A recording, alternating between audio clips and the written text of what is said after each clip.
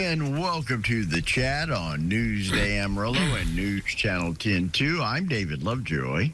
Good morning, everybody. I'm Rhonda Lohnert. And I'm still in it to win it.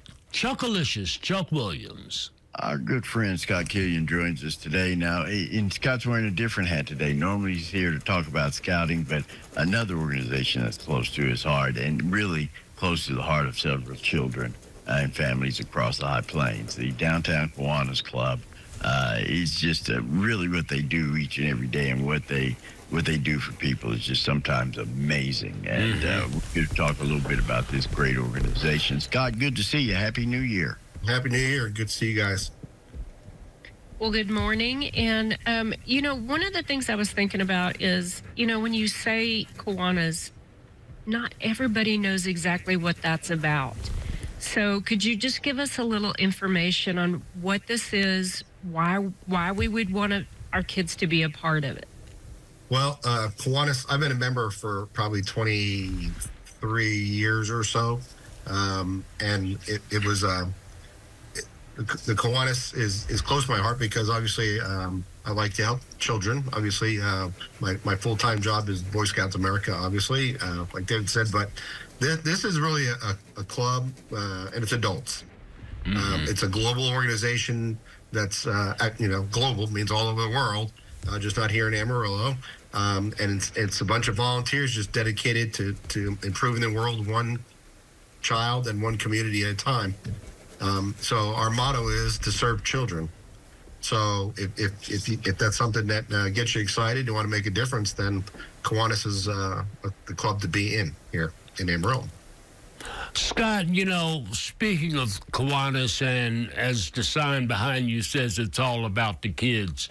What are the Amarillo Kiwanis? What are we doing this year, or what's the theme this year to get the kids in order and to get us as adults in order to help the kids? Right. So, what our club does is we put out American flags throughout the Amarillo area. There's about 1,400 of them that go out about 5 times a year on the major holidays. And the money that we raise from those flags, and they're businesses and homes, the money that we raise for those from those is what we give back to what I call proxy organizations. We don't directly deal with the kids.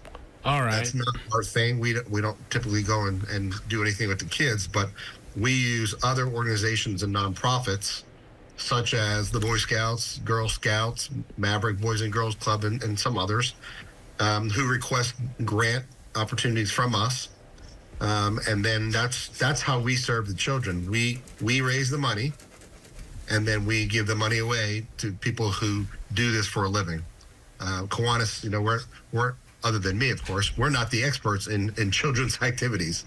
Right. But we partner with the ones who are, and that's how we get to be able to serve the children of our community. And as you know, the Scouts is we support Camp Kiwanis, which is up here on the west side of town. We support the Eagle Scout program for the Boy Scouts of America and some programs, of course, Maverick, whatever they need for their sites. So it's kind of a program based. They have to apply every year, and they ask us for a certain amount of money. And if we've done well with our flag service, then we're able to support them sometimes more than they ask for, which is right. A good deal there. So that's kind of how we do it in our Kiwanis, and all the Kiwanis is the same no matter which one you go to. So there's a Key Club, which is the high school groups. Most of the high schools here in Amarillo have a Key Club, so that the young people are being exposed to service and volunteerism. We talked a little bit that before we came live. Kids, if they don't get trained or indoctrinated or whatever term you want to use to volunteer and to serve others, then probably another generation there won't be any. Because I think a lot of my generation is maybe the last full-blown one, and then the next one maybe. Right. So we got to teach them. That's what we were talking about, Scott. We look at organizations like Kiwanis and other organizations. Numbers are getting tough, but on the other hand, those programs that you support they're losing money due to funding because of economic times, because of a downturn in the budget. The dollar actually buys less than it did 5, 6, even 2 years ago.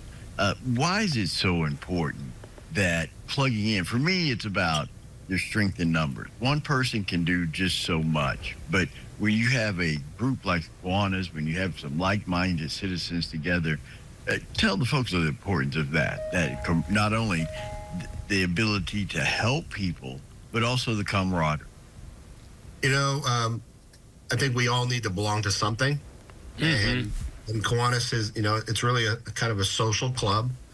We have our mission, obviously, but what a lot of the folks, and we're larger, probably actually pre-COVID, we had a lot of members. We used to fill up the place where we meet, but COVID took a little bit of a hit, unfortunately, for a couple of people who are not with us anymore. But and people are getting older; they have other interests.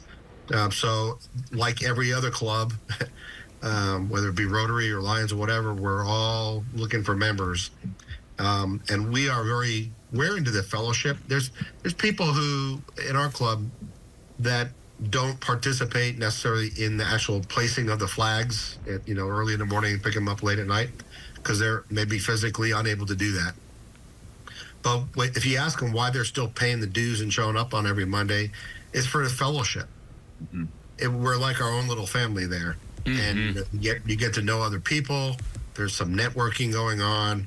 It's just friendship. I mean, I've seen that take place where somebody's in need, and it's like we swarm like a bee to help them out.